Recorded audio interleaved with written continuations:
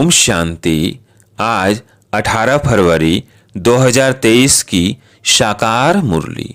आज बाबा ने कहा, मीठे बच्चे, तुम्हें चीरखंड होकर रहना है, मतभेद में नहीं आना है। कोई भी गंदी आदत है तो उसे छोड़ देना है, किसी को भी दुख नहीं देना है। प्रश्न है, जन्म जन्मांतर के लिए ऊंच पद पाने के लिए कौन सा रहम स्वयं पर जरूर करना है? उत्तर है, स्वयं के अंदर से जांच करके जो ही बुरी आदतें हैं, क्रोध आदि विकार है, उन्हें निकाल देना, चीरखंड होकर रहना, एक की सीमत पर चलना, मतभेद में न आना, कोई भी इबिल बातें न सुनना न सुनाना। यही अपने ऊपर रहम करना है। इससे ही जन्म जन्मांतर के लिए ऊंच पद मिल जाता है। जो अपने ऊपर रहम नहीं करते वो 21 जन्मों के सुख को लकीर लगा देते हैं। गीत है ओम नमः शिवाय। ओम शांति। शिव बाबा की महिमा बच्चों ने सुनी। यह महिमा कौन करते हैं और कौन जानते हैं? सिर्फ ब्राह्मण कुलभूषण अर्थात नई मनुष्य सृष्टि की संप्रदाय, जिन्हें परमपिता परमात्मा ने अपना बनाया या जन्म दिया है, वही जानते हैं। क्योंकि पहले पहले इस सृष्टि में वही ब्रह्मा द्वारा जन्म लेते हैं। जैसे तुमने पहले पहले जन्म लिया है परमपिता परमात्मा से, तो वह है सभी का सहायक, सारी दुनिया का सहायक, सभी दुख दूर करने वाला है। मनुष्य बहुत दुखी है क्योंकि अभी यह कलयुग का अंत, तो सभी का सहायक बनते हैं। फिर भी अक्षर है ना, आम और खास, तो खास भारत का है, उनमें भी खास जो बहुत जन्मों के अंत के जन्म में आकर मिलते हैं, अर्थात जो पहले पहले सृष्टि पर आते हैं। तुम बच्चे जानते हो तो कैसे सबका सहायक आकर बनते हैं। भगत भगवान को याद करते हैं परंतु भगवान को जानते नहीं हैं। जब भगवान को ही नहीं जानते हैं तो भगवान जो नई ब्राह्मण मुख वंशावली रचते हैं उनको भी नहीं जानते। परमपिता परमात्मा आकर पहले पहले ब्राह्मण संप्रदाय रचते हैं, यह कोई को पता ही नहीं। आदि सनातन देवी देवता धर्म तो है सतयुग में, बाकी संगम युग को भूल गए हैं, क्योंकि गीता के भगवान को ही द्वापर में ले गए हैं। सतयुग के आदि और कलयुग के अंत के संगम का किसको पता नहीं है, न गीता के भगवान को जानते हैं। गीता तो है ही सभी शास्त्रों की माता पिता। ऐसे नहीं कि सिर्फ भारत के शास्त्रों की माता पिता है, नहीं, जो भी बड़े से बड़े शास्त्र सारी दुनिया में है, सभी की माता पिता है। भगवान वास, मैं तुमको फिर से सहज राजयोग सिखाता हूँ, जिसको फिर गीता नाम दिया है।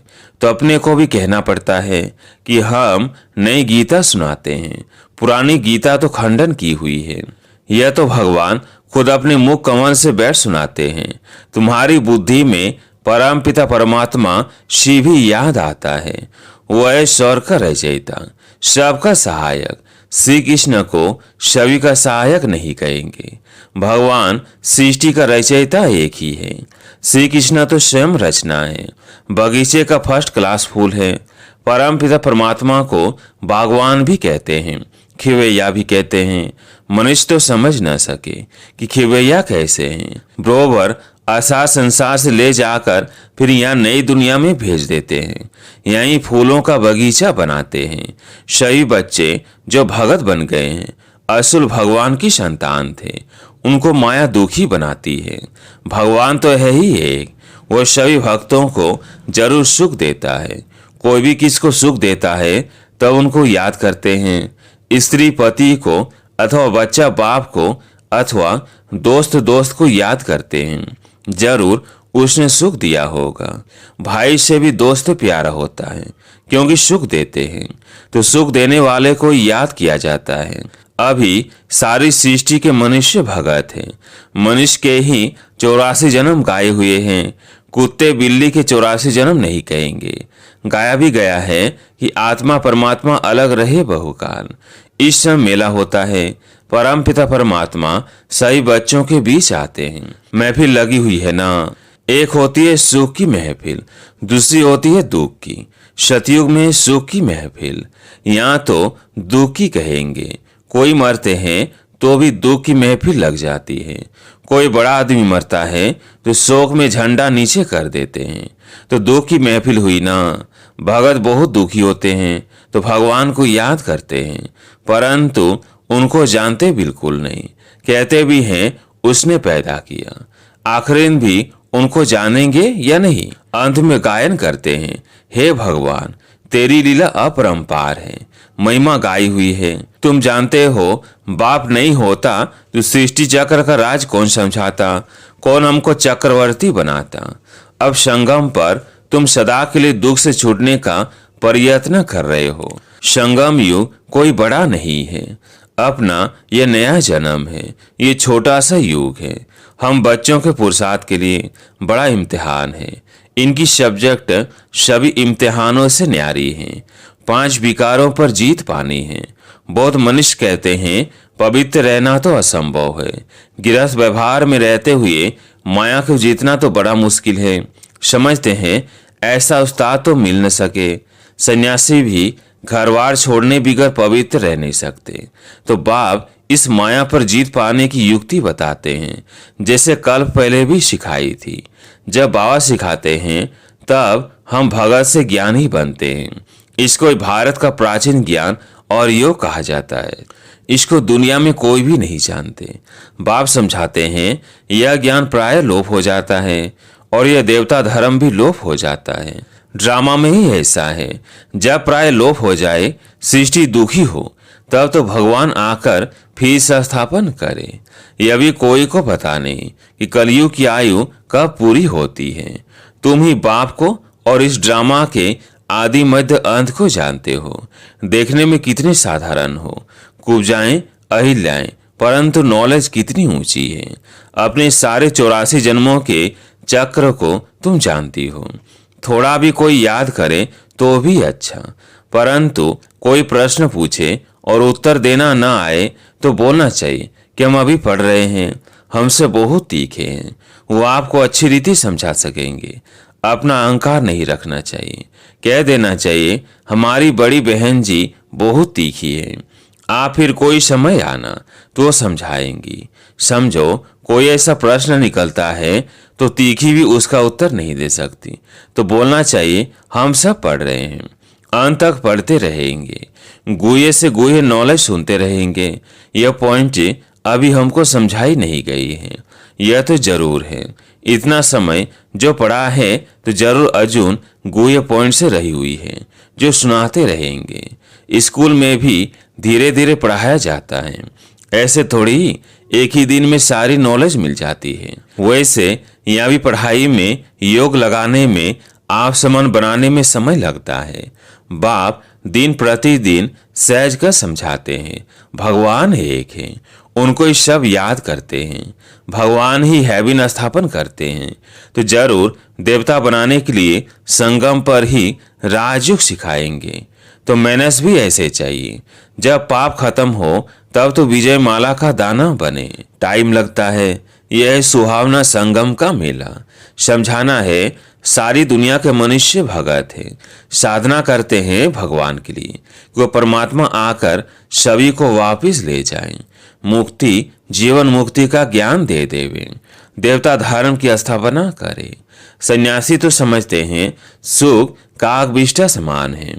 सो तो जरूर इस दुनिया का सुख ऐसा है, परंतु क्या भारत में कभी सुख नहीं था? सन्यासी तो पसंद करते हैं मुक्ति को, वह कभी जीवन मुक्ति का ज्ञान दे न सके।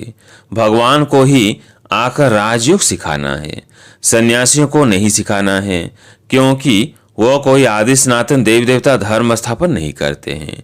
अभी सब कहते भी हैं कि एक मत हो, परंतु इस दुनिया में तो एक मत हो न सके। अथा मते हैं, माता पिता भाई बहन काका मामा आदि सभी उनके मत देने वाले हैं। अब उन पर नहीं चलना है, एक ही सीमत पर चलना है। भगवान आकर एक सीमत देते हैं तो फिर एक मत की राजधानी हो जाती है। देवी देवताएं सदैव छीरखंड रहते हैं, यहाँ तो बहुत लड़ते झगड़ते रहते हैं। शास्त्रों में भी है कि कौरव पांडव दिन में लड़ते थे, रात को चीरखंड हो जाते थे। यहाँ भी बच्चे समझते हैं कि हमारे में क्रोध का अंश आ गया। बाबा, हम आपसे माफी मांगते हैं। तो तुमको भी देखना चाहिए, सारे दिन में किसको दुख तो नहीं दिया, किससे मतभेद में तो नहीं आए, किससे इविल तो नहीं बोला जिससे कोई को दुख हुआ हो। इविल तो कभी नहीं सुनना चाहिए। ऐसा कुछ देखा सुना तो बाप को बतलाना चाहिए। बाप ही बच्चों को सब समझाते हैं, नहीं तो आदत पक्की हो जाए। कोई में कोई भी गंदी आदत है तो छोड़ देना चाहिए, नहीं तो पद भ्रष्ट हो पड़ेंगे। बादशाही के आगे प्रजा के नौकर चाकर गरीब ही कहेंगे ना। ये मजदूर लोग क्या है, वहां भी मकान बनाने वाले तो होंगे ना। तो बाप समझाते हैं, कभी लून पानी नहीं होना चाहिए। क्रोध करना बहुत बुरा है, जन्म जन्मांतर के सुख को लकी लग जाती है। अपने ऊपर रहम करते रहो। ज्ञान मार्ग में मैनर्स बहुत अच्छे चाहिए। 5 भूतों को भगाते रहो। बाप श्रीमत देते और क्या करेंगे। बोध लिखते भी हैं कि बाबा, हमारा क्रोध छूट गया है, बीड़ी पीना आदि गंदी आदतें छूट गई हैं। तो गोया अपने पर रहम किया ना। अब हेवनली गॉड फादर शौर का पद प्राप्त कराने हमको पढ़ा रहे हैं। ऐसा बुद्धि में आता है। यह नशा रहना चाहिए। जितना याद करेंगे उतनी खुशी रहेगी। भल भगवान को सभी तो नहीं जानते, परंतु न जानते भी कल्याण तो सभी का होना है। सभी को यह पता पड़ जाए कि भगवान आया है तो यहाँ भीड़ मच जाए।